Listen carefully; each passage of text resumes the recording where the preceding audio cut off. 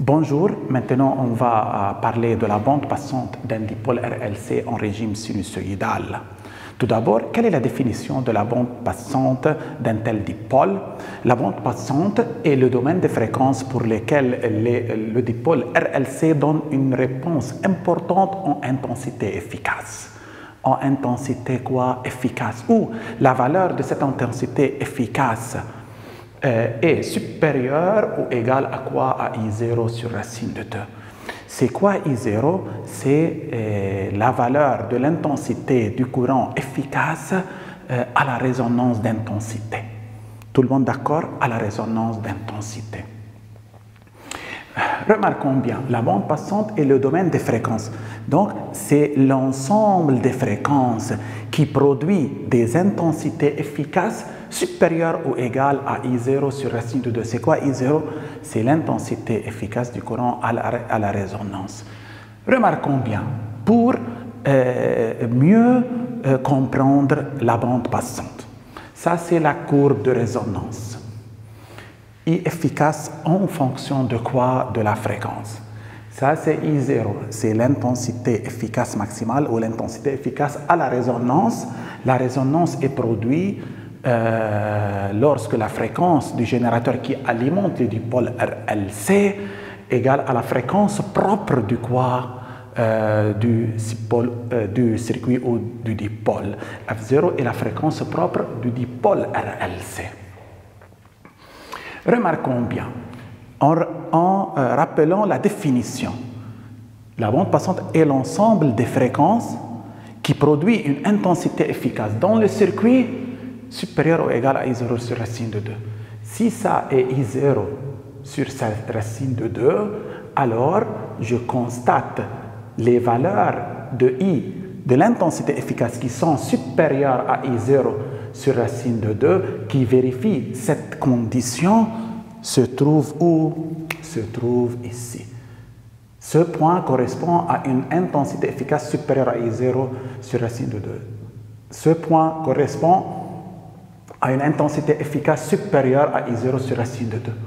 Tous ces points correspondent à des intensités efficaces supérieures à I0 sur racine de 2.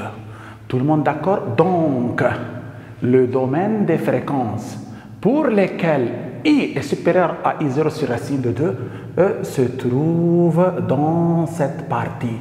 Donc, il est comprise entre cette valeur F1 et cette valeur quoi? F2.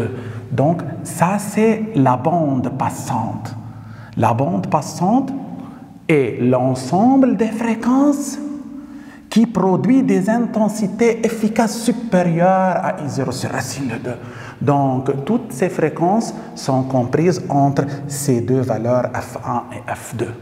F1 et F2 sont de part et d'autre de la fréquence propre du circuit ou de la fréquence de résonance. Remarquons, la bande passante, c'est ce domaine de fréquence. Ces domaines de fréquence. Tout le monde d'accord? Maintenant, il est très important de calculer la largeur de la bande passante. C'est quoi la largeur de la bande passante?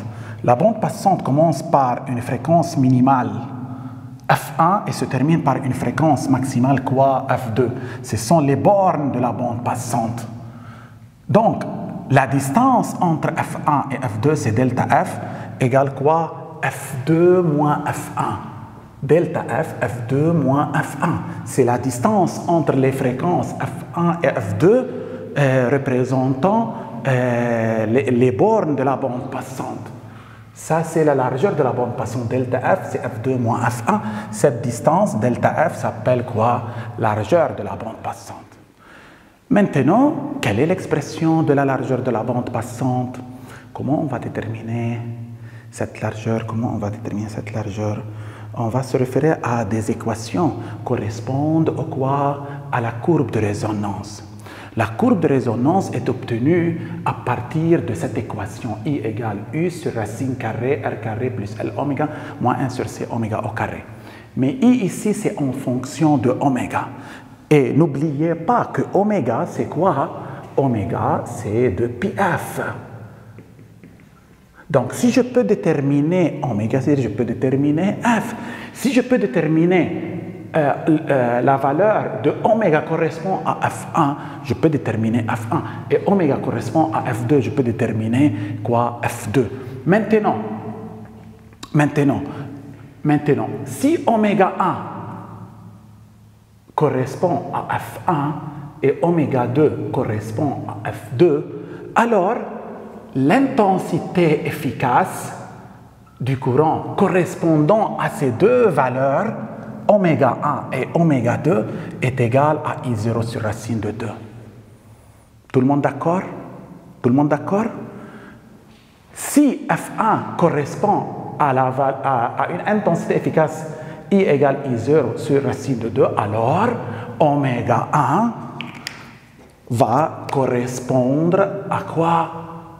À la même valeur, I0 sur racine de 2. Il en est de même pour quoi? Pour oméga 2.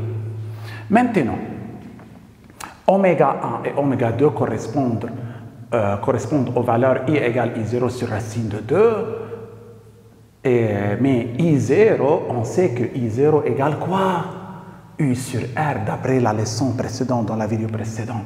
C'est U sur R racine de 2, en remplaçant I0 par U sur R ici. Maintenant, on va déterminer quoi? Oméga 1 et oméga 2 correspondent à une intensité efficace I0 sur racine de 2. En faisant l'égalité entre ces deux, on obtient cette équation. On peut simplifier par U et en résolvant cette équation, on obtient cette équation générale, une équation du second degré, où exactement on a deux équations au second degré. L'inconnu c'est oméga.